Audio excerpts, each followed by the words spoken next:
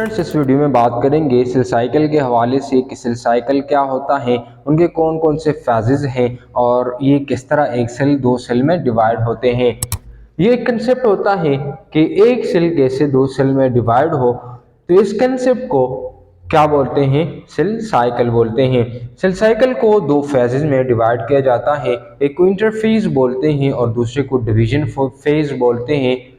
Interphase में cell क्या करता है, ये नॉन डिवाइडिंग फेज होता है कि जिसमें सेल अपनी बढ़ोतरी हासिल करता है, अपने तमाम वो चीज़ें जमा करता है जो कि सेल के डिवीजन के लिए नीडेड हो, जैसे प्रोटीन्स, जैसे एंजाइम्स वगैरह, और इसके साथ अपनी जेनेटिक मटेरियल को डुप्लीकेट करता है, रेप्लिकेट करता है ताकि सेल डिवीजन का प्रोसेस हो सके।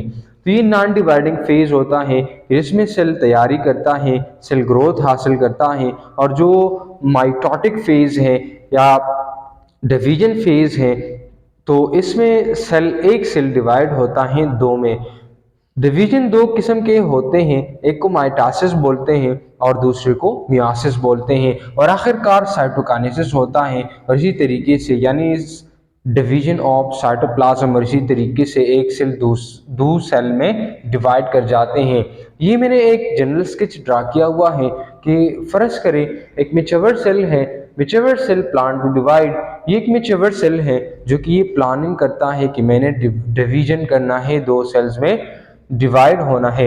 तो सबसे पहले क्या होता है, डुप्लीकेट इट्स जेनेटिक मटेरियल, यानी जो न्यूक्लियस के अंदर जो जेनेटिक मटेरियल है, जो क्रोमोसोम्स है क्रोमैटिन की सूरत में जो न्यूक्लियस के अंदर मौजूद हैं, तो वो डेंस कर जाता है, वो क्रोमोसोम्स का एक खास तरह का शक्ल इख्तियार कर लेता है, और फिर इंक्रीज इट्स साइटोप्लाज्म, साइटोप्लाज्म में इजाफा होता है, यानी साइटोप्लाज्म सेल्स के जो कंटेंट्स होते हैं वो बढ़ जाते हैं। इसी तरह प्रोटीन्स की तादाद में इजाफा कर दी जाती है और सेल ऑर्गेनेल्स जो हैं वो भी बढ़ोतरी हासिल करते हैं।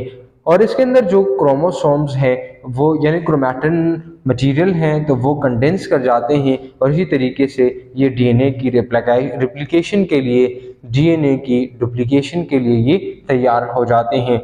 इसके साथ lot of enzymes and proteins are synthesised, enzymes भी बहुत सारे तैयार कर ली जाती हैं, प्रोटीन्स भी तैयार कर ली जाती हैं इनसाइड द सेल्स, ताकि यही प्रोटीन्स इस डीएनए की रेप्लिकेशन में मदद कर सकें। और आखिरकार क्या होता है कि जेनेटिक मटेरियल जो है वो इक्वली डिस्ट्रीब्यूट कर जाता है और इक्वली जो है वो डॉटर सेल्स में वो चले जाते हैं। जैसे ये एक सेल था, मेच्योर सेल था, ये दो सेल में डिवाइड हुआ, तो इस सेल ने भी जेनेटिक मटेरियल रिसीव कर ली और इस सेल ने भी इक्वल अमाउंट में जेनेटिक मटेरियल को रिसीव कर ली, और इसी तरीके से एक सेल टू डॉटर सेल्स में डिवाइड हो गया।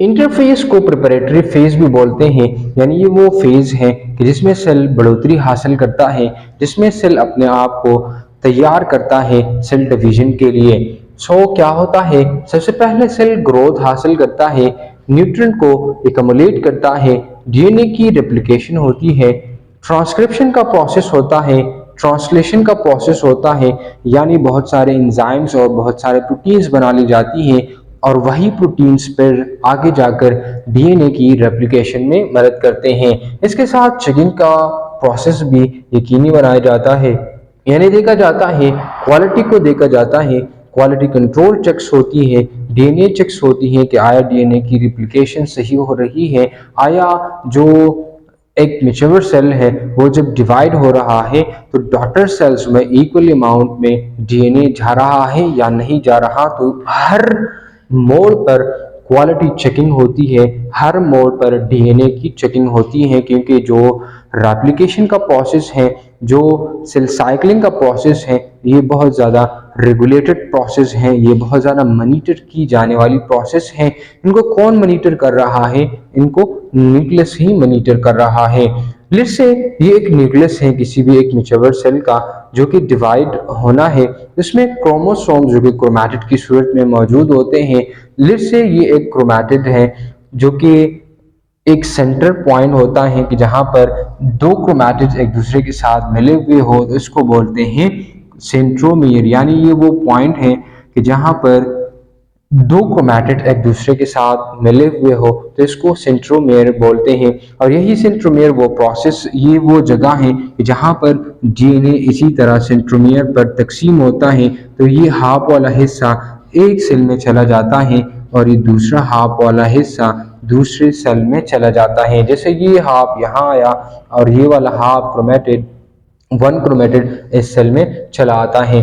तो एक क्रोमेटिड कंडेंस कर जाता है और एक क्रोमोसोम बना लेता है जो कि टू क्रोमेटिड्स पर ये मुश्तमिल होता है। और इसी तरीके से जब डीएनए की रिप्लिकेशन होती है तो वो टू डॉटर सेल्स में इसी तरह इक्वली जो डीएनए इक्वली अमाउंट में डिस्ट्रीब्यूट होता है। Now what is interface? Interface क्या होता है?